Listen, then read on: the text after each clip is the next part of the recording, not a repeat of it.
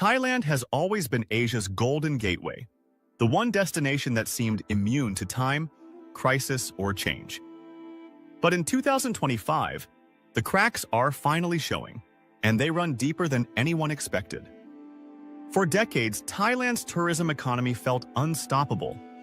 It was the country that turned hospitality into an art form and adventure into an export. But beneath the glow of temples and the neon of nightlife, a silent dependency was forming, one that would eventually become its greatest weakness. What began as a global success story is now turning into a regional cautionary tale. And what's happening here in Thailand could soon reshape travel across all of Asia. It started with empty planes, then with quiet beaches, and finally, with hotel lights that no longer needed to stay on. For the first time in a generation, Thailand's biggest cities and smallest islands are feeling the weight of a global tourism slowdown that refuses to reverse. The numbers tell one story, arrivals dropping, revenues shrinking, but the streets tell another. There's a sense of fatigue, like a country holding its breath between what it was and what it must become. To understand how Thailand reached this point, you have to go back to what made it powerful in the first place. Tourism wasn't just an industry here, it was an identity. It built highways, airports, and entire coastal towns out of sand and imagination. It gave Thailand influence far beyond its borders, soft power earned through smiles, culture, and open arms. But that success came at a price. Over time, tourism stopped being a boost and started becoming a dependence. When the world slowed down, Thailand didn't just lose visitors. It lost the rhythm that kept its heart beating. The early warning signs were ignored. Rising prices, saturated cities, unbalanced policies, each small shift chipped away at the foundation. Then came the global uncertainty that made people cautious, followed by the travel fatigue that changed what tourists look for. The same travelers who once saw Thailand as their first escape began searching for somewhere quieter, cheaper, or newer. Places like Vietnam, Indonesia, and Cambodia began offering similar warmth with fresher allure. The balance of power in Southeast Asian tourism started to move. But Thailand's deeper challenge isn't competition, it's complacency. When a country builds its success on being everyone's favorite, it risks being no one's priority.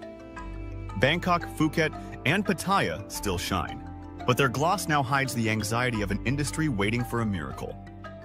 Hotel owners talk about soft seasons that never end. Taxi drivers wait hours for a single fare. Beach vendors stare out at waves that once carried opportunity. Even the luxury sector isn't immune. High-end resorts are cutting prices just to maintain occupancy, eroding the exclusivity they once sold with pride. Thailand's strength used to be its balance, affordability with elegance, accessibility with mystery. But in the race to grow, that balance tipped too far. The country began chasing volume instead of value. And once you sell paradise at a discount, it's hard to raise the price again. The Western traveler notices it first. The same street that once felt exotic now feels commercial. The same welcome that once felt warm now feels practiced. None of this happened overnight. It's the slow decay that comes when success becomes routine and reinvention feels unnecessary.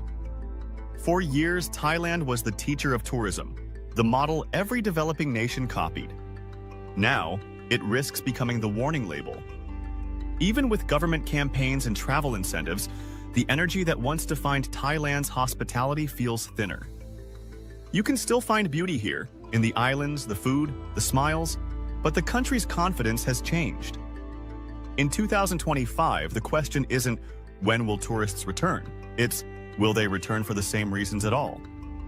Because travelers today aren't just seeking beaches and bargains. They're searching for meaning, safety, and authenticity. And Thailand's biggest competitors aren't just other destinations, they're new expectations. This shift isn't just economic, it's cultural. The old model of mass tourism is colliding with a new generation that values experiences over consumption. Bangkok's luxury malls and rooftop bars now share attention with Chiang Mai's slow-living retreats and Krabi's eco-lodges. The hierarchy is changing. You can feel it even in conversation. Locals talk less about profit and more about preservation. But transformation is never simple. Reinventing an identity built on comfort requires discomfort. That's Thailand's challenge now, learning to thrive without chasing the crowd. For decades, the world came to Thailand for freedom. Now Thailand must rediscover its own. The signs of change appear quietly at first. A closed shop in Phuket, a darkened massage parlor in Pattaya, a hotel rooftop that no longer glows past midnight. But every shuttered door tells the same story. The tourists didn't just stop coming, they started going elsewhere. Across the region, new destinations are rewriting Asia's tourism script. Vietnam feels fresh. Indonesia feels undiscovered. Cambodia feels cheaper. The pattern is unmistakable. The world is chasing what Thailand used to represent: adventure wrapped in warmth. Thailand was the brand everyone trusted, but trust, once taken for granted, begins to fade when the experience feels predictable. Even loyal travelers are drifting away, saying the country feels overrun, commercial, less real. Those are words no nation wants attached to its name. For years, the answer was to build more. More resorts, more malls, more airports. But growth doesn't guarantee magic. Every island once hidden became a headline. Every temple once sacred became a backdrop for someone's vlog. The charm that built Thailand's empire of tourism is now what it risks losing forever. And yet, under the noise, something remarkable is happening. A new generation of Thais is quietly rebuilding the meaning of travel. They're not selling escapes, they're curating experiences. In Bangkok, small boutique hotels trade size for soul. In Chiang Rai, slow-life lodges invite travelers to disconnect. Koh Yao, Pai, and Nan are whispering the future, places where fewer people mean deeper connections.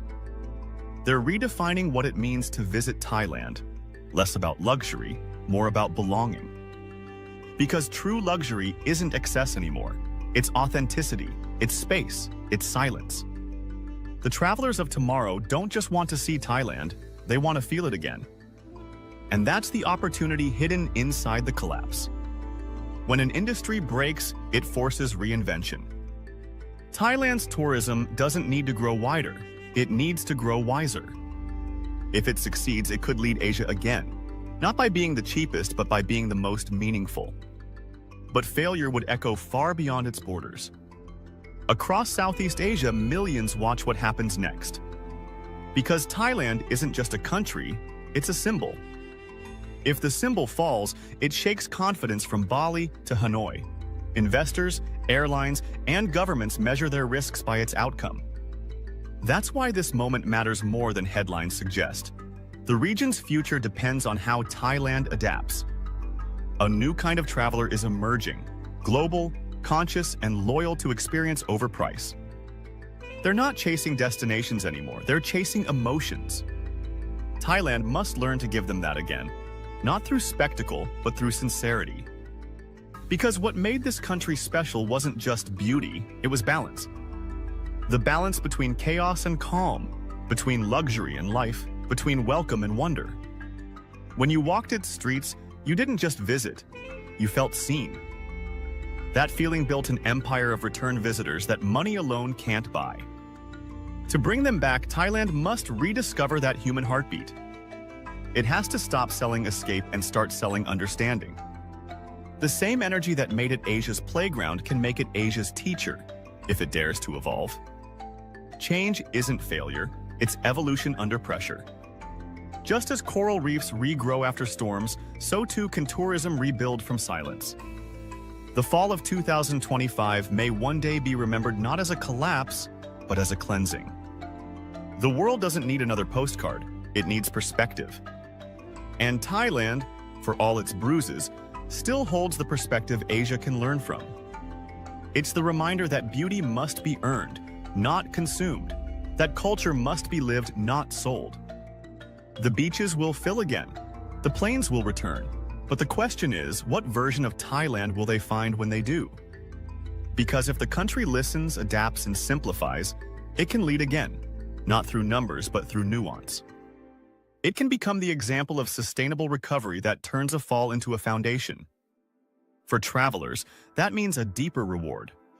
The Thailand of the future won't just entertain you, it will change you. It will be less about selfies and more about silence, less about the rush and more about the realization that paradise isn't lost. It's just learning how to breathe again. That's the final truth hidden inside the collapse. Sometimes a country has to break its image to rediscover its soul. And when Thailand finds that balance once more, the rest of Asia will follow. Because this has never been just about tourism. It's about identity, resilience, and what happens when beauty stops trying to impress and starts trying to heal. The collapse was never the end. It was the invitation to begin again, on purpose this time.